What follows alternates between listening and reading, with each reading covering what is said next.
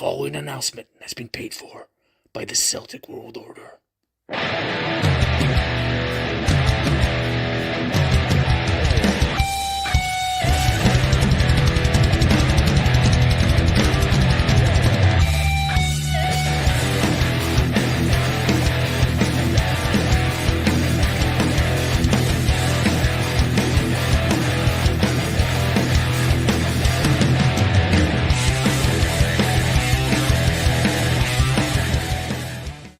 Hello, good evening, and welcome back to Celtic World Order. I'm always the Steve O'Matt, and it's an absolute pleasure to be sitting back here in familiar surroundings and back to speaking about Celtic. I finally returned from a holiday, thoroughly enjoyed it, but I'm looking forward to home comforts, if you will, and getting a wee bit more Celtic in my life. I got to catch the game early this morning. I wasn't long back.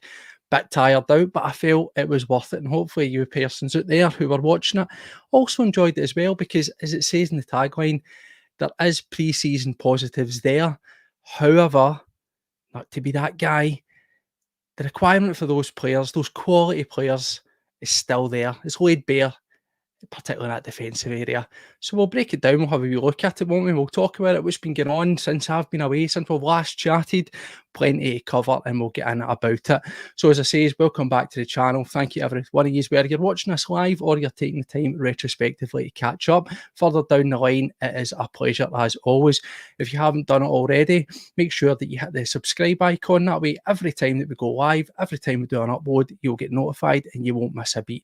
If you like what you see, you like what you hear, it goes without saying, give it a wee thumbs up. If you want to go one extra, you can share it out there. It just helps with the algorithm. It gets more people in the door. It helps grow the community. We're also on X at CWPod1888. And it's a warm welcome to everybody. And particularly as well, we can some of our members here, and 420, the OG, I always like to mention the OG, the founding father, if you will, of the membership of the Celtic World Order. And if that's something you want to do, it is completely optional. It's a donation to the channel. It gets you no extra content. It just helps us develop the channel, make things better, and further down the line, we want to reinvest any donations that are giving it straight back to yourselves, because that's what it's all about. It's all about community. It's not about lining our pockets. It's about Celtic first and foremost, and the community we're growing. So welcome to every single one of you there. So the game last night, that was a bit of a surprise. Who had a 4-3 win over Man City? Okay, I use the term Man City lightly. It wasn't exactly Man City or that we are familiar with. It was maybe Man City light, Man City reserves, but nonetheless against a Man City team. Who had that in the bingo cards at 4-3? Because I certainly didn't. And I saw the doom and gloom prior to it, where the certain accounts were saying, how many are we going to get absolutely hammered with today? And it didn't turn out that way, did it? It was actually a very, very exciting game. Positives that we'll get into. Some negatives, there's always going to be negatives, but we've always got to caveat it as well and say it is pre-season. So let's not get carried away. We'll talk about what the positives are. And, if there's some negatives, we need to talk about it, and we'll address the manager as well, because as I says, it's clear to see what we need. And the manager wasn't holding back with his comments. It was very direct. And we'll go into that because maybe he is saying, I have done my bit. I'm handing it over to them. It's up to them to do it. We've also got troubles across the water, if you want to call it that, across the river, further across the other side of town. Where things aren't going for them. And is that perhaps going to be something that could be a hindrance? Not that it should be, but the fact that they find themselves in a difficult, sticky wick, is that going to be something that our notoriously tight-fisted board are going to look at? And is that going to hinder our development? Let's hope not. So anyway, let's get ourselves back. Thank you very much. Here we go. 420s, sharing the love. Thank you, my man. Thank you. And whoever gets that is a very lucky person indeed.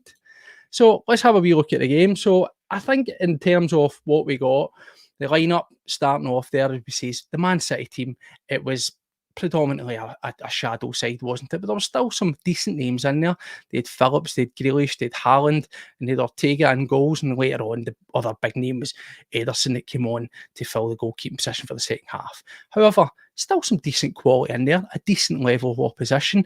And in terms of the unders team, if you've been watching the channel, you'll know my thoughts on ourselves as a club and looking at where can we get people from. And I've often, spoke highly of going to teams like Man City, going to their academies and getting people from there, similar like what we've done with Bernardo, what we've done with Jota. These guys might be playing at a reserve level, however, they are being sculpted to be complete elite athletes in terms of mindset, the way they think, the way they play. Everything's drilled into them. So by naturally their standard, their quality, their baseline is going to be that wee bit higher. Probably, on a it can come straight in a team like Celtic and really make waves. So you're still going to get a very competitive, team to play against. And it panned out that way. We started off, Kasper Schmeichel starts and goals. Now the back four, I don't know what you people think, let me know. The back four gave me the dry bulk when I looked at it because it lined up as Ralston, Welsh, Scales and Taylor. Now that just over, just under 2 weeks from the start of a new season, further down the line and we're looking at Champions League and things starting to kick on, that gave me the absolute fear. And let's strap yourselves in because it's not going to be too far off. If it's kick off for the start of the season, it's going to be Taylor. It's going to be Taylor. It's probably going to be Scales. Carter Vickers and Johnson will come in, but that's still not what we want. And it's probably not what we were expecting getting into this stage of the pre-season. We expected to have a couple of bodies in the door by now. And we know that we've needed defence cover. We've needed a left back for 3 seasons plus. We've needed a quality centre half to complement and or rotate around with Carter Vickers.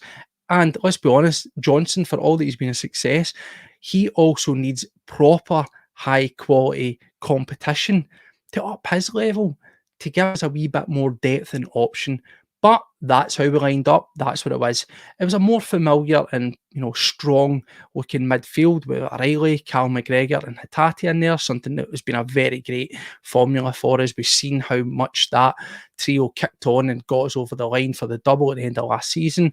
And then out in the wings, it looked a lot more familiar. So middle to front, we were pretty much what you were going to expect because it was Kuhn, it was Kyogo and it was Maeda. And let's make no mistake here, these pre-season games, as I said at the top of the show there, we take them all with a wee pinch of salt. Typically, Celtic are notoriously up and down, if you want to put it nicely. Pre-seasons aren't always great for us, and usually it's the team across the city that have won the pre-season cup, and they're all, rampant and raving about what they're going to do, and we're sort of looking at thinking what's going on here. Are we in danger of winning that pre-season cup so far? I don't know, but take it at face value and enjoy it for what it was. There was a lot of players that were given opportunities, sweeping changes into the second half, but let's just sort of look through what we got from the first half. I'm obviously flying solo here. I can see the comments are starting to come through here. I'll try and pick them up the best I can and get some of them in there as well, but I can sort of see the flavour. Yep, what I thought about the overall game before we sort of break it down a wee bit was, and I posted it out on our social media, it looks as if it's some sort of evolution, wee minor tweaks here to what we're doing. Certainly, I would say that from middle to front, Celtic were very, very impressive. Pre-season or not, you've got to take it at face value and see, talk about what you saw with your own eyes. And I thought that the passing, it was very slick. There was some nice, intricate passages of play, but one thing I really did like about it was kind of, dare I say it, akin to what we became accustomed to with the Ange ball, and it was a bit more purposeful, wasn't it? It was less laboured, it was far more purposeful. We were getting back to the basics of, if you can do it in 2 or 3 passes, then do it, rather than this side to side, moving it across, back, forward, 16 passes and you're no further forward. It was far more purposeful. Now, what I would say caveat that was, we were playing against a Man City team who, no matter if it's reserves, first team, they're always going to play an extremely high line. Now, keep that in mind because we're talking about Europe and we're talking about the sort of way to play. That's typically what you're going to face against European sides, is this more high line. How this style is going to translate to the stuffiness of the domestic league when you've maybe got, 2 banks of 5 and everybody in behind the ball deep in their own half, it might change. But certainly it lent itself to look at and say, this is with a couple of wee bits of added quality into this team. If we can play in that sort of manner, middle to front, obviously trying to close the door at the back and strengthen there, as we'll go on to. But if we can focus on that sort of more focused, purposeful, quick passages of play, less laboured, taking advantage of the high line, then it's maybe a slightly tweaked method that we're adopting that could bear some fruit in Europe. But again, that's going to be all dependent on personnel and, of course, how we implement that game plan. That team, let's face it, that team, even with the different back four, is still going to struggle against the sort of definitely against the pot one teams, for example, maybe some of those pot two teams as well, and depending on how it pans out, some of the pot three teams. End of the day, we're going to be playing some real quality teams, and we're going to find ourselves needing a wee bit more than just the ideals of the play, but impressive nonetheless. So as we say, as the game starts off, it was pretty much as you'd expect. I quite enjoyed it. The pace of the game was pretty fast, as I say. We were looking really slick middle to front, equally as well, albeit for being quite a youth team. There's some real quality in that youth set up for Man City, and you could see that, and it was quite a competitive game. It was definitely ourselves that took the lead, and I totally agree there. We've got a great base to start with. If Palma and Kuhn can kick on, then that's what we've got. And it's quite interesting when we look at Kuhn, for example. I've been on here last season, as you well know. Same way Palma. I've not had my thoughts about what I thought of their performances in that season there. Very lukewarm at times, up and down. But perhaps maybe, again, take it at face value. Maybe this could be a reinvention of Kuhn. Maybe this is him getting a fresh slate. He's starting off and he's doing his own thing. He's bedded himself in. We actually found out that perhaps his form was down to some issues that he had. He had some issues with his teeth, etc. He'd lost a lot of weight. And certainly what I saw in Nicholas Kuhn in that game, he looked at a guy who looked night and day, infinitely more fitter. He looked as if he'd put a wee bit more weight on, or a bit more muscle, should I say. He looked stronger. He actually looked quite powerful for a guy quite small in his stature, but his general gameplay all over, I thought, was very impressive. It was a very impressive 45 minutes. Regardless of what you think of the standard of the opposition, he played very well, and he was doing those things that we've been begging out, been crying out for. We want him to look more confident. We want him to take a man on. He likes to cut inside, as we've seen with the goals, but he was also trying to do the right things. He was trying to get past. He was trying to get to the byline and supply the ball as well. But as we've seen, we got onto the Kyogo goal, obviously. Those runs that Kyogo were making time and time again last season, we just weren't getting the purchase. It seems that in these sort of pre-season games that there's perhaps been maybe a wee tweak, as we said, a wee difference in the way that we're going to approach it. Now, certainly the manager is talking about we need 3 strikers. He's pretty much told us Kyogo is going to be one of my main strikers in rotation. Who that second one is, we'll go on to that as well. But he also mentioned they're going to be potentially a younger striker as well. So 3. Now, if he knows that Kyogo's potentially going to be the main man, then yes, it looks as if we are trying to play to his strengths, because we were finding those runs more often, and Kuhn certainly was finding those runs more often. Less of Kyogo having to drop back and get involved in the build-up play. Again, more akin to what we've seen through Ange, where we had quality supply come for the wings, whether that was Abada, whether that was Jota. He was getting that in these games that we've seen pre-season, and he's had a scoring start. He's start of the season, pre-season. He's looking good, and we'll go on his goal, which is a fantastic team goal, a great pass and a great finish. The one thing, as I say, is I really did like the look of Kuhn. I'll hold my hands up for everything I've said about him. I was impressed, but again, I caveat that, and he's only as good as his last game.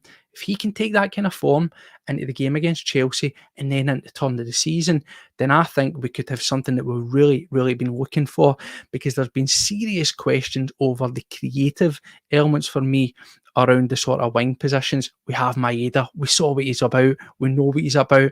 He'll give you a different thing, but he's never going to be a guy that delivers a killer pass or indeed chips in with massive amounts of clinical goals. He'll get a couple of goals, but not the kind of goals that we saw from Kuhn in this game. I don't think that Maeda is capable of that. So if we can have one guy out on the right-hand side doing that in the form of Kuhn, Maeda can do his thing, But then that's when it's important for guys like Palmer to step up into that berth when they come on. And we've seen as well Forrest in this pre-season. I thought Forrest has looked as if he's picked up where he left off at the end of the season.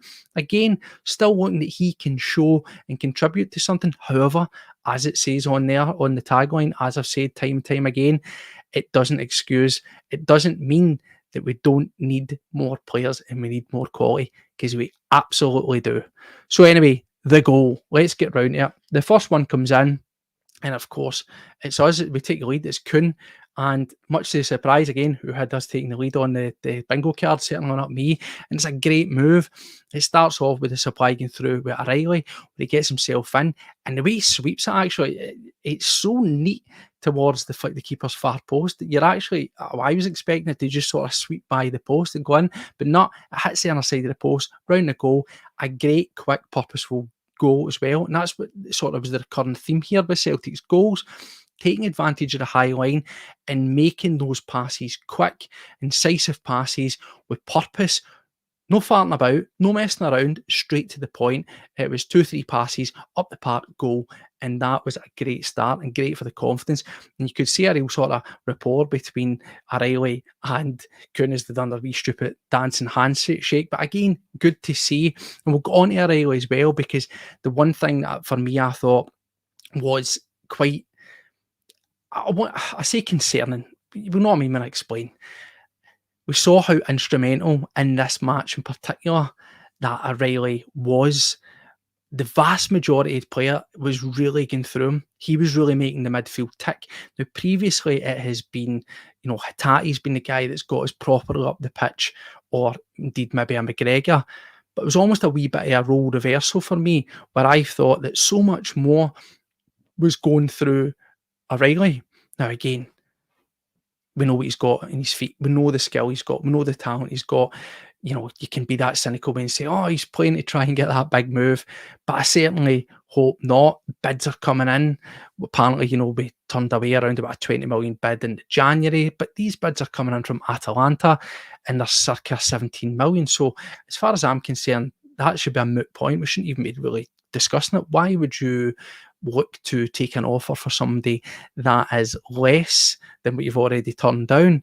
Whether or not, as I said, and I was concerned, we spoke about this at the end of the season, I don't want these dramas to rumble on and rumble on. If he is going to go, I would rather it was sooner rather than later, rather than us getting to see these kind of performances, buzzing about it, raving about it, and then suddenly you just take that piece out and you're thinking, right, now what do we do? But as we say, that is another discussion for another story, and we'll go on to that as well. Now, what's interesting, we go through the game, and then what I would say is up to that point, there were some question marks, wasn't there? But I say question marks, there were some question marks from some with regards to the capabilities of Kasper Schmeichel, which to me, I think it seems crazy. Look, I've been on here again, time and time again, I've spoken about the goalkeeping position, and I was a great advocate essentially what Celtic have done, where they have went and got a guy with vast experience on wages that you are going to get 1 up to 2 seasons out of, but supplement that with having someone of a certain standard who you can work towards being your natural successor. Now, we see today, Siegrist has officially left the building. That was some ride, that, wasn't it? Word is he was on about 15k a week, so he collected a pretty tidy wage each time at Celtic for, I think he had something like 3 or 4 appearances. Absolutely wild, but he's gone. So Sinsalo now is officially that number 2. Schmeichel will be full blown for next season. Maybe we'll do that extension. We'll see how he's feeling at the end of that. But I would pretty much say that would be a banker. I would expect us to have him for 2 seasons. Early days, of course.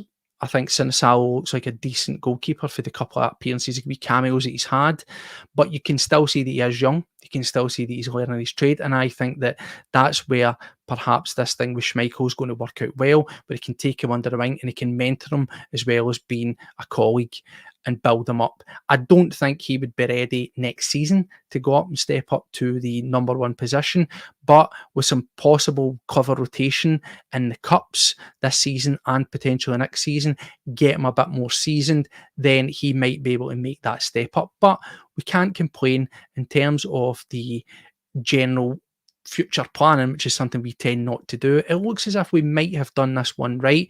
Of course, some fans will still insist that we should have went out and spent 10 million on 2 goalkeepers. Listen, I cannot disagree with that. I would like us to have went and spent a wee bit of money in the goalkeeping department, but at the same time, it could well turn out to be a masterstroke.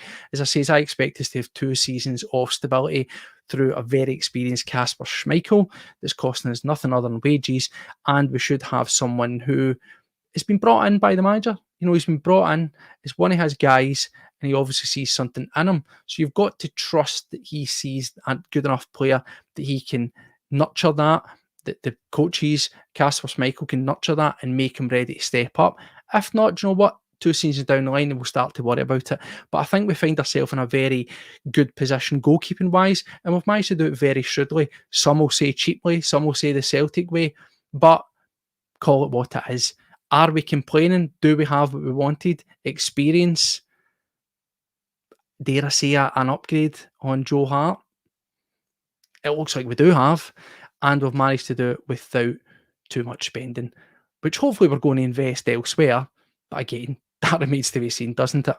So anyway, up to that point, I thought Schmeichel really proved his worth. He had some tremendous saves from Big Haaland. Really signs a top-class goalkeeper. He was out early, charging, closing the man down, making himself big. Some really, really good saves. And certainly, he helped us keep that score looking tidy. He gets caught out. Does he get caught out for the equaliser for Bob? Which is an amazing name, just Bob. But the ball comes across. He makes himself big. He gets the save, but I actually think it's too close to his body because it just hits under his arm and it bounces under him. Now, I don't want to go and shoot the defender, but should Scales do better on the line? I think he probably should, because he's twirling about. He's he's at 6s and 7s, and he just falls into the net. It is what it is. It's one each. It's a friendly. But I thought at that point, he played himself very well, and he didn't. Listen. So some folk are turning around and pointing to the goalkeeper across the side and saying, "Oh, if that was Butland, they'd be getting hung out to dry."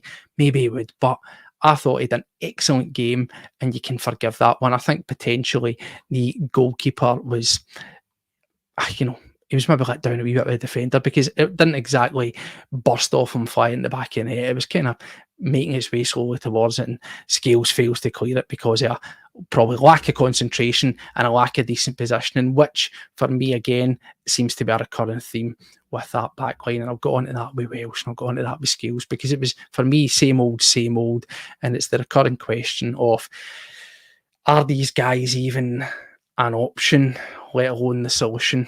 Again, we'll go on to that, won't we? So anyway, we get ourselves, and it's Kun again, 2-1, and this time it's Rio Hatai, and it's almost a carbon copy of the first goal, isn't it? Again, some nice possession from Celtic, purposeful, and almost a carbon copy, identical ball down. However, this time he managed to cut it in, and it's a tremendous finish high up into the exact same corner of the goalkeeper's net. However, it goes high this time. We're 2-1 up. Happy days. It has been restored. But then Kun's game steps up another level. Not only have we saw the purposeful, we've seen him try to take on the man, get down the byline, get the supply in. Could we be saying that Jota's assist in Europe is now gone? Is that it? Is it been eclipsed because he picks the ball up out in the far right and he sees the run? And that's what we're talking about. We've been crying out, play to Kyogo's strengths. He gets in behind, he's looking for runs, and is only as good as the supply that's coming to him. And I hate using the word, but it is an absolutely delicious outside of the boot, right round, curves it right round, straight into the path of Kyogo, round the keeper, and slots it in for 3-1. What a goal. What a bit of vision for Kun. And the technical ability to put it out there. There's nothing better looking, is there, in a highlight reel than an outside of the boot, either pass or goal. It was absolutely brilliant. And we're 3-1 up. And at this point, we're absolutely cruising. So, happy days for the first half. I didn't necessarily think there was too much, negatives, if you will. I have touched on the defence. Now, I do want to mention that here because I do think that Scales, Welsh, Ralston, Taylor, every single one of them at some stage for me in that game really, really had their negatives. It was like, it's like Groundhog Day, isn't it? We had, again, I said this at the top of the show, yes, it's largely a Man City youth side, very high quality players, good standard of players. But at the same time, if you look at Taylor, for example, you would still expect him to be able to keep up, to at least be in the right positions. And largely, any time he was taken on or he faced any sort of defensive troubles, he was on toast. He was getting turned inside out. It was the usual Taylor stuff. Lots of sort of running about, positioning, not being too great, out of position, getting caught in behind, spinning around. And it was the same things with Scales and Welsh. Just poor. I know it's a makeshift, you can give allowances. I know it's a makeshift back four, a makeshift centre half pairing. It's a friendly. But you've got to look at friendlies as not, you can't just take all the positive and say, this is brilliant, it's great. Equally, you can't sit there and slaughter everybody, but what they are is they should be a tool to improve on areas of your game that have been lacking, to learn from your mistakes and try to take it into games where there's nothing on the line, essentially. Just because there's nothing on the line doesn't mean you don't try and you don't do the right things. But what I mean by that is a friendly is designed to be a competitive training exercise, to try new things out, or to, as I say, put right wrongs that you've done, defects in your game. What can I improve on? And I'll learn from it, and I'll do it in a safe environment, if you will. Yet time and time again, Scales, Welsh, the positioning's poor, the communication between them is poor. And as I said, Schmeichel made several top quality saves, but he probably shouldn't have had to make some of those saves, because it was us flapping about at the back, giving space for the opportunity to be created. And that's where we need to improve, because, as I say, look, out of those four there, realistically, it's going to be Taylor at the moment, it's going to be Scales getting into a new season.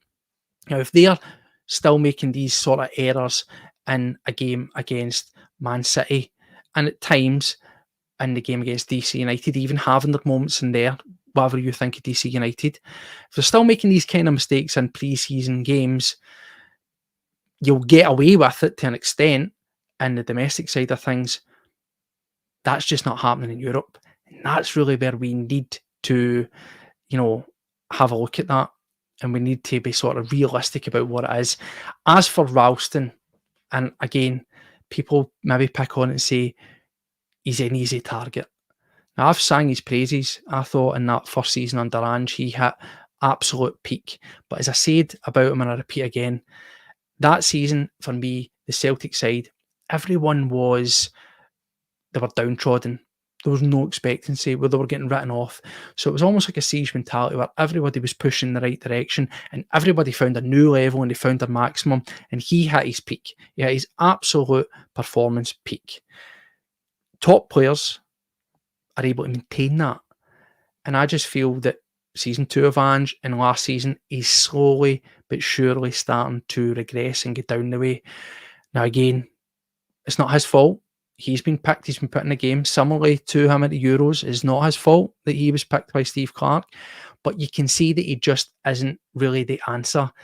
And he should be third choice at the very best at Celtic. He was sliding about like a child at a water park. Some of the things that he was doing, I just couldn't get my head around. Wild slides all over the place, positionally poor, offering little to nothing in the going forward sort of phases of play. And it just is a wee bit concerning when you look at it. As I say, the season's about 2 weeks around the corner, and then we'll be looking towards Europe quickly thereafter. Obviously, there'll be just before the transfer window shuts. That'll be just before the Rangers game, and then we'll look towards Europe. So there's still plenty of time to rectify it. However, we've still got to call it with what we can see, and it does need rectified. For me, Scales, Welsh, Ralston, Taylor, all those four, they should be third choices at best, and in those positions. But then again, Welsh and Scales, one's got to be 3, one's got to be 4. That's got to be the order. But for me, it would be closer to 4 and 5. What's going to happen when Yarotsky injured? Who knows? Lagerbielke, he came on. Did he look on any better than we've seen? Personally speaking, no, I didn't think he didn't do anything particularly bad, but he didn't do anything particularly great. Same with Kobayashi, he's been getting game time, but I maybe get the sense that these guys are getting game time just because they need to be in the shop window, they need to be fit, they need to be playing.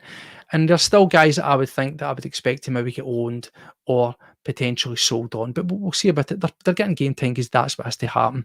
So anyway, we're going into half time there, and it is 3-1, and we're up. And of course, I've had to do this off of here because there's no way I'm going to remember all these substitutions, but we get an absolute raft of substitutions come half time, where we have Schmeichel comes off. We also have O'Reilly comes off for Iwata. We have Dyson Maeda coming off for Mikey Johnston, and we will get on to Mikey Johnston, don't you worry. We have James Forrest reintroduced for Nicholas Kuhn, and then later on in that second half as well, we see Thiago Oldenholm. He comes on for... Sorry, I'll be alert there, my apologies there. He comes on for Welsh. We also get Matty Anderson comes on for Greg Taylor. We get Gustav Lagerbielke on for Scales, and we obviously get Kwon comes on for Hatate, as well as Palmer for Furuhashi. So there is a lot of players that come on. There's a lot that's happening. It's wholesale changes. The game continues, and the big things for me that I would say that I want to touch on is that second half is Mikey Johnston. Now, again, we've sat here, we've spoke about him, we've looked at him, people have said there's positives there, there's a player there. We know that he went down to West Brom, we know that he performed well, we know that he was doing good for them down there. However, there's a difference, isn't there, between going down to West Brom out on loan, where there's little to no pressure, if you want to call it that. It's a completely different ball game than it is for playing for Celtic, where the expectation is high and you have to make sure that you're on it absolutely every single time. And I just didn't think he'd done it. And like I said with Scales, like I said with Taylor, like I said with Welsh, it's like Groundhog Day, is it not, with Mikey Johnston? It's the exact same things time and time again. Mikey Johnston doesn't change the script. He doesn't learn, he doesn't evolve, he doesn't offer anything ever here. Now, I'll bring this up just whilst we're on it. Obviously, Big Rab's saying it sees a lot. Mikey Johnston get crap. The guy's a lot of goals and assists pre-season, yet singing about Kuhn, who's one good game. Fans need to get a grip. Well, as I say, Big Rab, I don't speak for everybody, and this is my opinion. You're perfectly entitled to yours, and I appreciate you for getting involved there in the comments. The difference here is, and I said this, if you haven't been watching for the turn of the show, at the top of the show, I have caveated that, everything that I've said, by it is pre-season. Take it with a pinch of salt.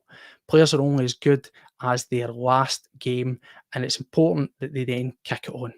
Now, Kuhn, has he had one good game? We had a very good 45 minutes, but has he shown anything in some of the other cameo appearances? Well, yes, he has. Now, I know Mikey Johnston, you could argue the toss there and say, well, he scored a goal. He also missed a penalty and several guilty chances in that game as well. But this is the thing about attacking players at Celtic. You need to step up. You need to provide. You need to be scoring when the opportunities arise, and you need to be taking your chances when you are given them. Chances at Celtic are finite. You will not continually be given it. Now, as for Mikey Johnston, he's been at Celtic for about 9 years now, okay? He's played under several managers. He has been loaned out numerous times by different managers. This is a recurring theme. This isn't just bad luck. Now, I know he's had some injuries, but this has got to be something, this has got to be something that we look at. How many times can you keep on saying, there's a player in there? We are now into 9 seasons of Mikey Johnston. At what point do you just hold your hands up and say, yeah, he went down to West Brom, he played well, he showed his worth, but I've said this time and time again, it's not shitting on a player, it's not battering into a player, it's commenting on what we see with our eyes. And unfortunately, it's there to see. we can't keep on giving people chances and chances and chances and the hope and the hope and the hope that they will do something. He has been given ample chances. And there's one thing I said about him, I say about every player, sometimes it doesn't work out for you at Celtic. There's been many players that have came to Celtic, they've just not looked good. They've just not been a fit. They've not been able to carry the weight of the shirt. They've not been able to carry the fan expectation. They've went on to great careers elsewhere. And for me, I personally think that that is going to be the situation with Mikey Johnston. Now, I actually would be surprised to see him involved in the game against Chelsea. Now, why do I say that? Yes, I'm singing the praises of Kuhn for 45 minutes. I acknowledge that. But as I've said, he's a guy who clearly recognised the deficiencies of his game. One, we know that he was ill. We know that he had issues with his teeth and he lost a lot of weight. So he had to build himself back up physically. He had to get mentally strong and he had to get settled in. He had a wee bit of bedding in time. He's had that now. This is his clean slate. This is his time to kick on. He knew that he wasn't taking on men. He knew that he was being wasteful with chances. He knew that he wasn't doing what we expect for our wingers. Taking on a man, hitting the byline, cutting in, being productive, finding the runs. Now, in his pre-season so far, he seems to look like a guy who's at least taking that on.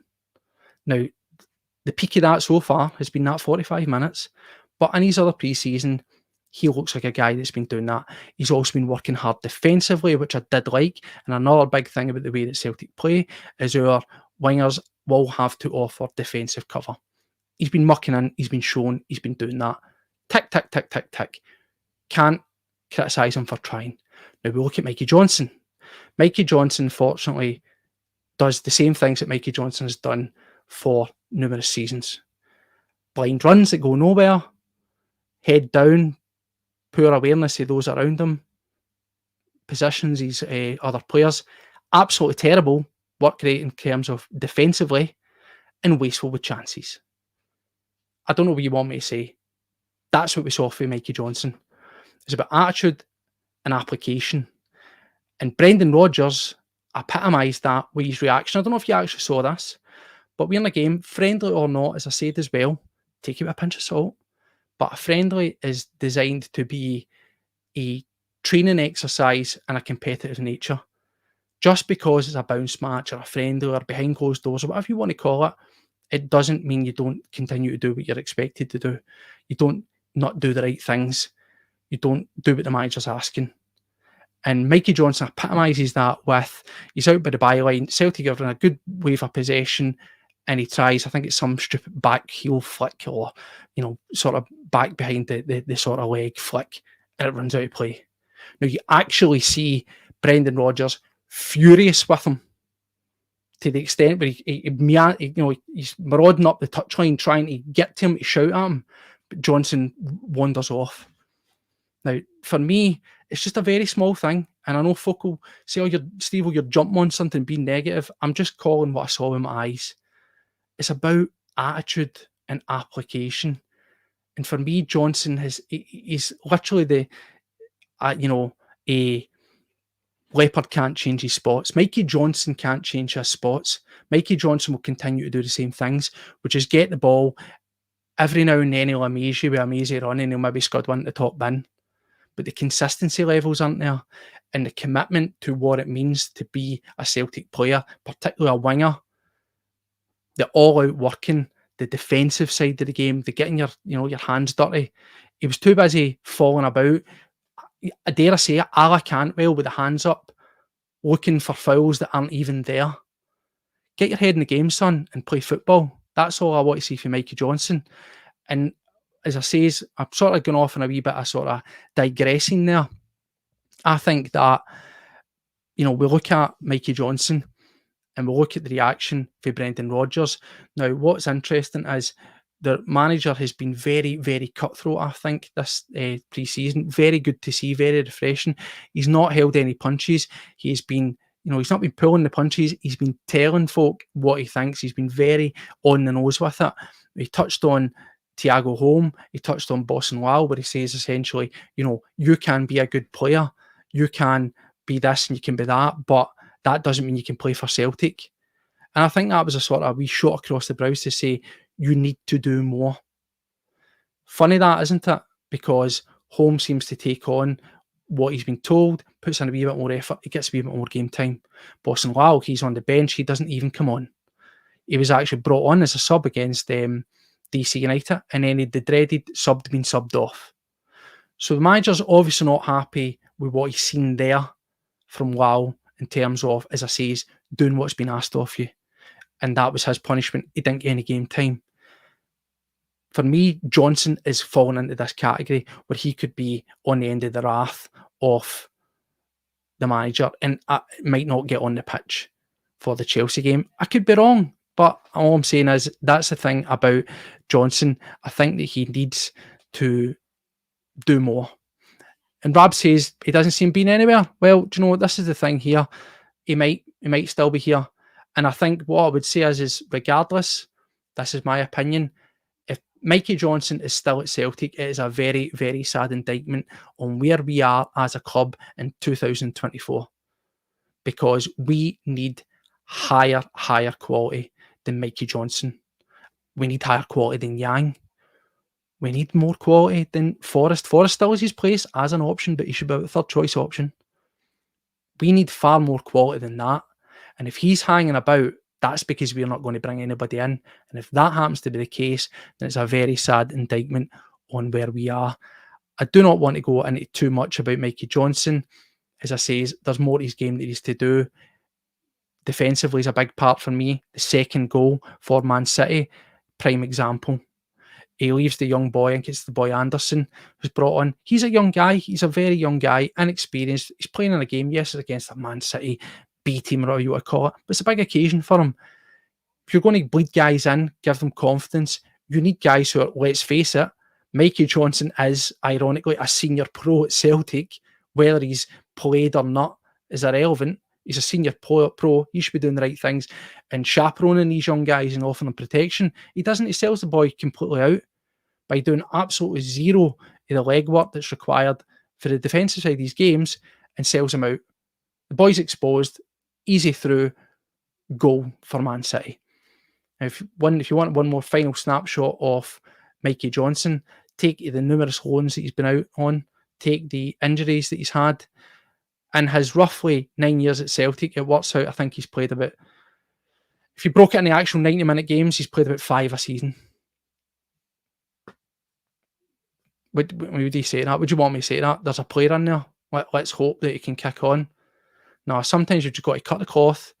You've just got to let him flee the nest and say, all the best. And yes, Big Dom, let him go to West Bromwich Albion. I'm actually quite surprised that what they've seen off him down there, they seem to like him. That there's been nothing happening there. 420 saying it. The time has never come. It's time to move on. And this is the sad reality of it. It's this is the reality that we're dealing with here. Sometimes you've just got to say it's not working out and move on. There's no shame in that. I do think he's a talented player. We see it, he gets games for Ireland. He was playing at West Brom, he looked fine, but sometimes it's about the team, the expectation, the fans' expectation, the weight of the shirt, the pressure of the big club atmosphere, the style of play. And that's all I'd say. That's it. I think that maybe he's best suited elsewhere. And there's no shame in that. There's no shame in that from us. And there's no shame in that for him if he has it. I think he'd go elsewhere and he'd probably carve out a very good career. But I just don't think that it's going to be at Celtic, unfortunately. So anyway, we've went Mikey Johnston daft, haven't we? We've sort of went on our way there. As I say, he was poor for making it 3-2 at the goal there. Then we get it to 3 each. Now it's Big Haaland. He had many shots. Schmeichel had, thwarted him several times in that first half. He eventually gets his goal. What did you think would you let me know what you think in the comments? Because I see a lot of question marks, and again, take it with a pinch of salt. It's a friendly. He's doing a wee bit of climbing, isn't he, up on the shoulders of the defender, and he's up and over for the header into the goals. Is it a foul? Maybe, I don't know, but it is what it is. He gets his goal. The American fans got to see what they wanted to see. Some of the top Celtic players scoring, putting in performances, and of course Haaland scoring. But then the game ticks away. We've got our multiple subs on. Some other guys that I want to just briefly touch on. Kwon, what's your thoughts on Kwon? Again, take it with a pinch of salt. It's a pre-season match. He looked all right. I still think, and I will continue to say this, I still think he is absolutely miles off the quality that we need to even be an option. But take it at face value. The guy came on, he looked quite tidy. He looked, quite robust. He was bustling. He looked quite fast, actually. He was putting in some decent tackles, breaking up play, keeping it nice and basic. And he actually looked a wee bit more assured than he had before, because if we cast our minds back to that infamous Atletico Bilbao game, the friendly testimonial, where his first touch was like a trampoline. It was night and day. But again, I still think, if we're being realistic, these guys are just getting minutes into their legs because it's pre-season. He was coming back from injury, getting him back up to some sort of speed to particularly maybe move him on. But he does prove his worth in this one. Again, we take advantage of the high line that I said at the top of the show, with this sort of new slight tweak on the way we're playing, more purposeful, more direct, taking advantage of the high line against that sort of European style, if you want to call it that Man City possess. We break in behind very fast, actually, to get right down that right-hand channel, and he feeds a nice ball directly across. Is it offside? It probably is, but who cares? And Palmer's there, and it's an easy touch in at the back post. And that's how it finishes up. It winds its way up, and it's 4-3 to Celtic. Who would have thought it? As I said, a couple other guys come on for some cameos. We've got Lager, Bielka, etc. Anderson's, I says. I don't think any of them do anything particularly groundbreaking, worth really talking about. As Lager Bielka picks up a foul, a yellow card for a bit of a stupid pushing the back type foul. Again, it is what it is. Is he going to be a guy that's going to be around about? Who knows? We've only got that game there, and it was only, 25 minutes he got to the game while he played against Chelsea. Who knows? Carter Vickers wasn't anywhere to be seen. What's the update on that? Hopefully he's not becoming a bit of a sick note going into this turn of the season, because we need him. We'll have Johnson back soon as well, extended leave from his exploits with Canada. So we can get Carter Vickers, and we can have a Johnson back with Schmeichel. That's a decent three for the back. It's just what we do with that left-hand side of the defence. Nawrocki injured in that first outing after literally minutes on the pitch. Very concerning. But as we've seen down here, I think that Scales is not the quality that we need either. Again, I'll hold my hands up and I'll give him his flowers. I thought he was a great surprise package of last season. Yes, time and time again, I had words about him where I wasn't too happy, but I maintain he's an option. He's not the solution. That's not his fault. He's been given a chance, he's grasped it and he's done it, but we do need a higher quality. Will Nawrocki be capable of being that person? I don't know. My worry about him is that he's given me Shimonovic vibes at the moment, where he's a guy who I think he might be, maybe a player when you get him a couple of runs of games, but that's it. He'll be in for 3, out for 5, in for 2, out for 2. Who knows? I hope I'm wrong, but I would have liked to have seen more of him, particularly as we look towards, just about 2 weeks' time in the start of that season. That's really what I wanted to be seeing. I wanted to see more of him in the hope that he was going to be starting in the lineup alongside Carter Vickers.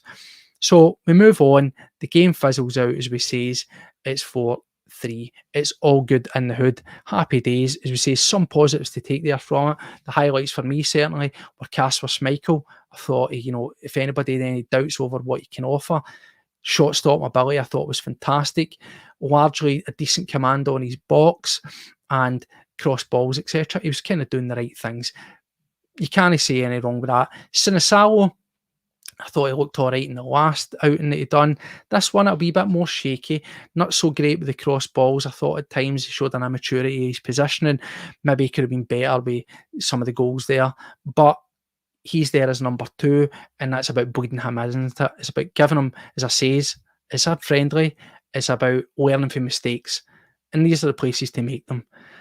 As for other guys, I thought, as I say, O'Reilly was instrumental. Now, I just want to touch on him because, as I say, the bids for Atalanta have been coming in. We've turned down bids that have been higher before.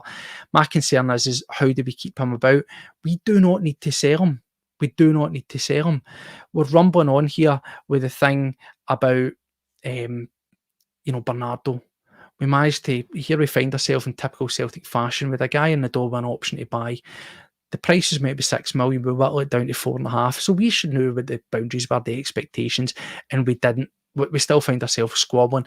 Now, the word on the street is that that's actually further down the line and it's looking to become something a wee bit closer to a reality. And probably in classic Celtic fashion, it will be a week after we kick off our first game of the season. Probably that's what's going to happen. For me, I don't think that Bernardo is a suitable replacement for O'Reilly. He just simply isn't. They're two different players. There's something there that he's a great option to have, but you also need to have O'Reilly in there. Or if you don't have O'Reilly, you need someone of his ilk as a suitable replacement. I just don't want this to rumble on and rumble on and rumble on, and then Celtic sell him at the 11th hour, like a day, 2 days before the end of the transfer window. And probably what happens in Celtic is we're running about, desperately grabbing, clutching at loans, and then we get somebody in, we buy a couple of players, and we post a 15 to 20 million pound profit. Happy days. It shouldn't be happening. Celtic should be getting out there and spending it. Now, that's something I want to bring up because the manager was spoken to at the end, and I'll put this quote up here where he was asked around about the signings. Now, tell me what you think of this. As I said earlier, with regards to his attitude towards players, he's been very cutthroat, he's been very direct, he has been telling it like it is, he's not been pulling the punches.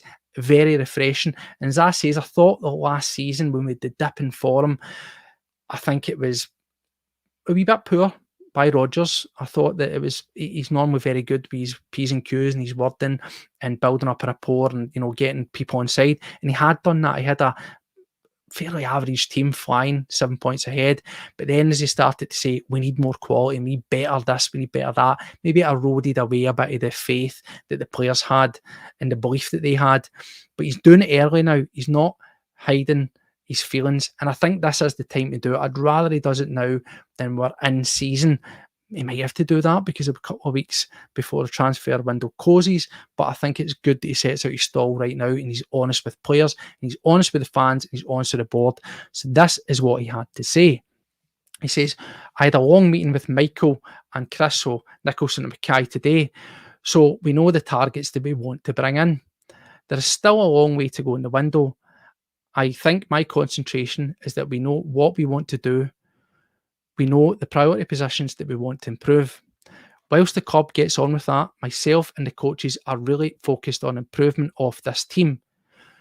So at some point before the end of August, I would expect us to have the players we want in. I'll make it clear to the Celtic supporters. We know we want to improve this squad, and by the end of the window shuts, I expect us to have done so. Pretty strong words, pretty direct, is it not? Now, what's your thoughts on that there? For me, he is basically saying, we have had the chat, I have sat them down, and I have put forward my case. Now, this is the thing. We spoke whenever Rodgers first came in, and there was all the chat about there's no way Rodgers has come back to Celtic without assurances, without guarantees, and it didn't quite turn out that way. He played the game at the start. He pulled the party line, we're all together on this one, I like what I'm seeing, blah, blah, blah. Then obviously Lowell Jr. and his cronies, they were ousted. A failed experiment in the recruiting department. We've seen that with some of the tripe that's came through the doors and it's not pushed us on. We then got a very quiet January, but they were the markings of Brendan Rodgers, were they not? And they certainly helped us go over the line to secure the title and ultimately the double. This time around, Brendan is making it clear. He's sat them down, he's laid out the expectations, and he's now essentially passed the buck. Now, I don't know what you think of that, if you think that's an easy way out for the manager or not. For me, it's what I expect. I don't want my manager having to run around constantly looking for targets and constantly banging on doors. What's happening with this? What's happening with that?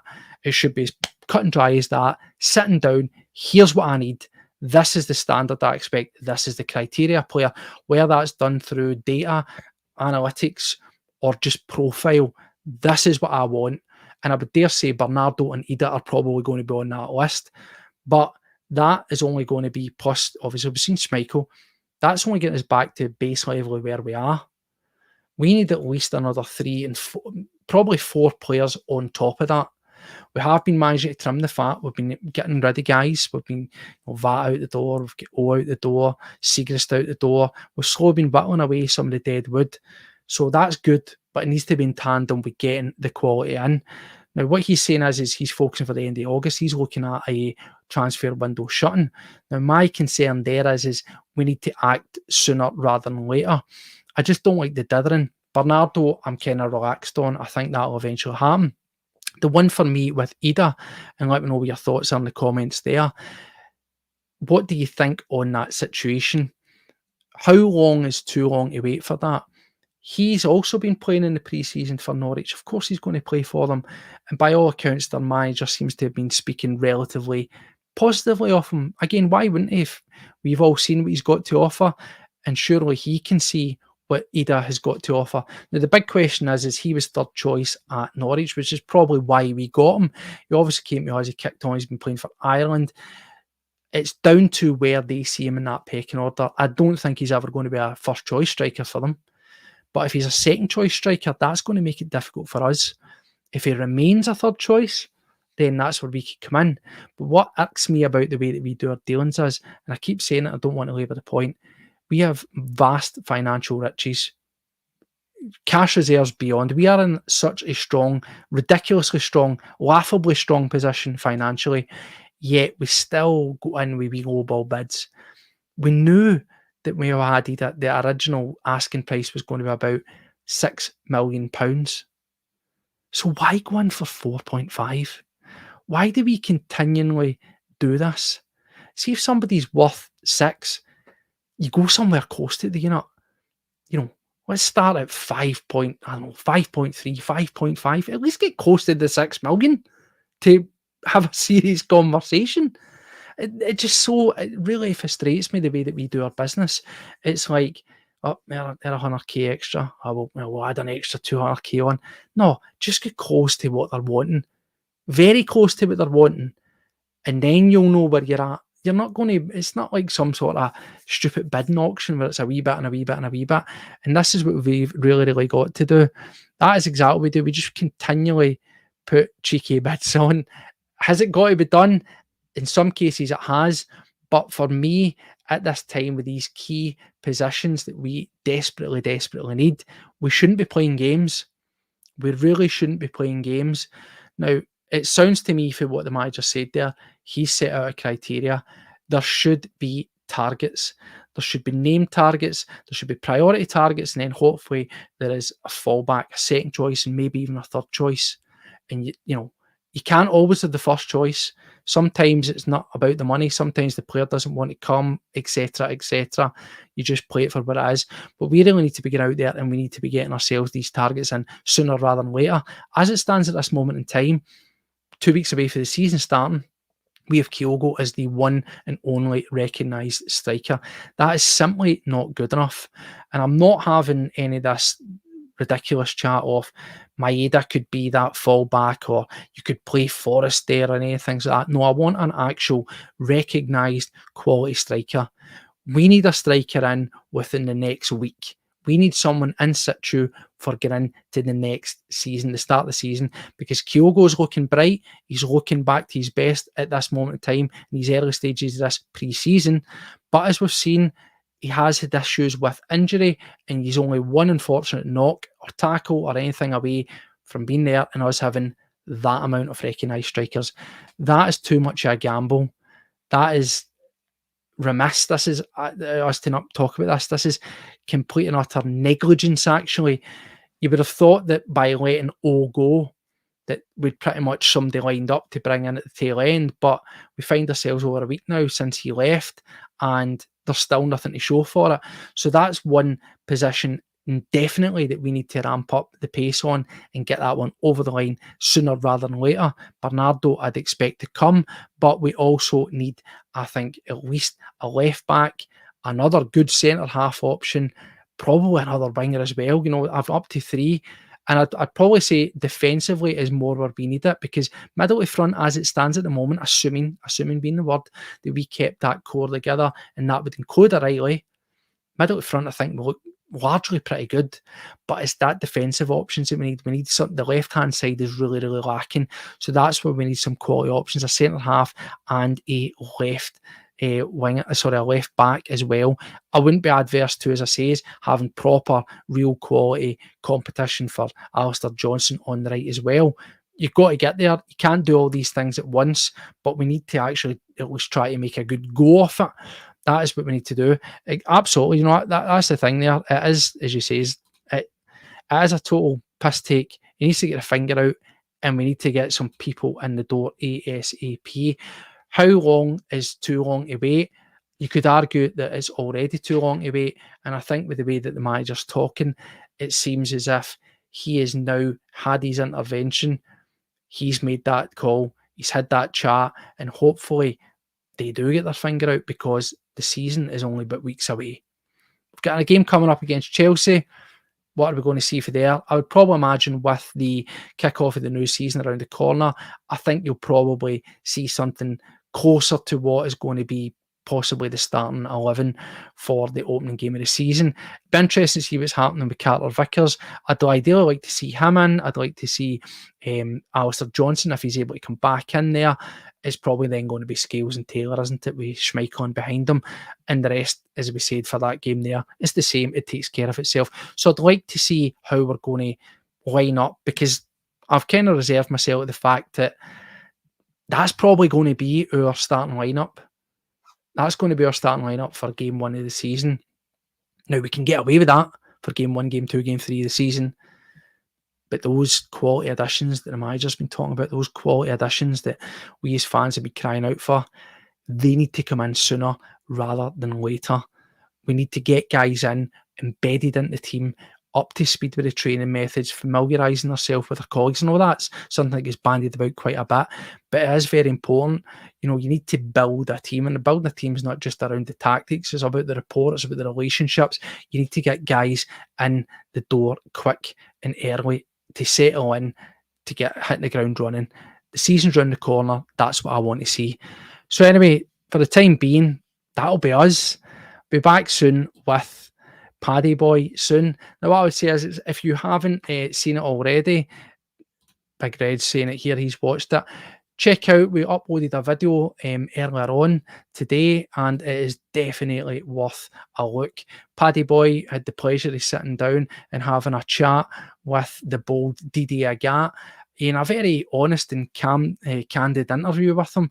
Didier was a very lovely guy, very humble, down to earth, great talker, very, very spiritual man, very humble, and just covered a wee bit of everything, didn't he? From his early beginnings in football, coming over to Scotland, playing for Celtic, what it was like, the transitions between O'Neill to Strachan, life after Celtic, and now what he's doing over in Thailand with his football academy.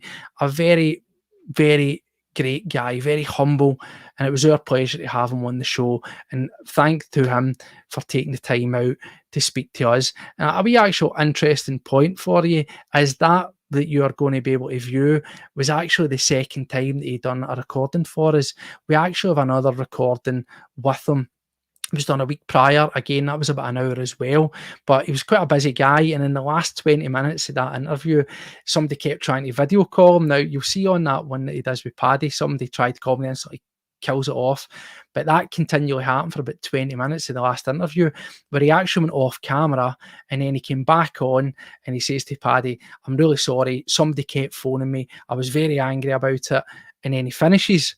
So at the end of that interview, he says to Paddy, "I'm really sorry what happened there. We will do this again.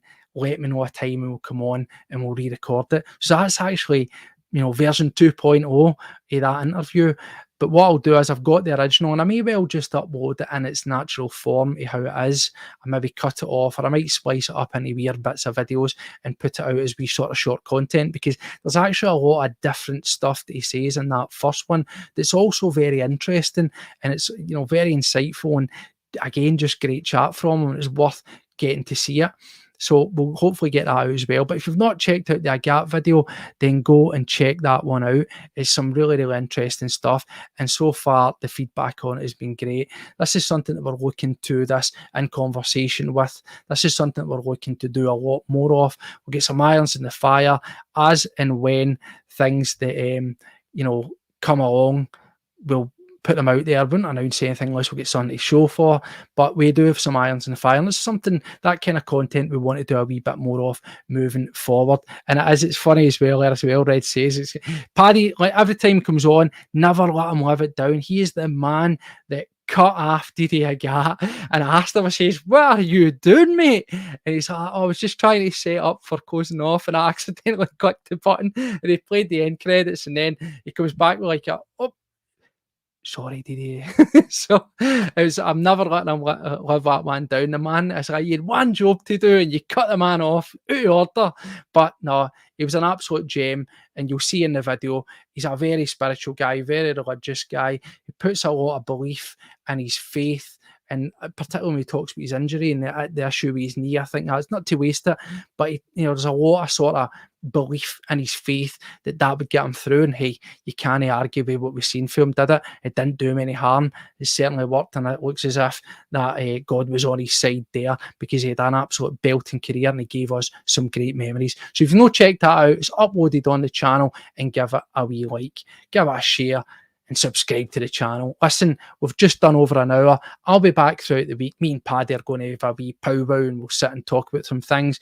And then obviously, as and when the Chelsea game's out the way, we'll come back and we'll talk about that as well. Hopefully by that point, we'll have some actual signings and positive news to talk about. So anyway, thanks again for joining us on the channel. It's been my pleasure as always. It's good to be back in this seat. It's good to be talking about Celtic, and it's good to be sitting here chatting to all yourselves and getting involved. So till the next time, as always, take care of yourself, and hail, hail. We shall see you later.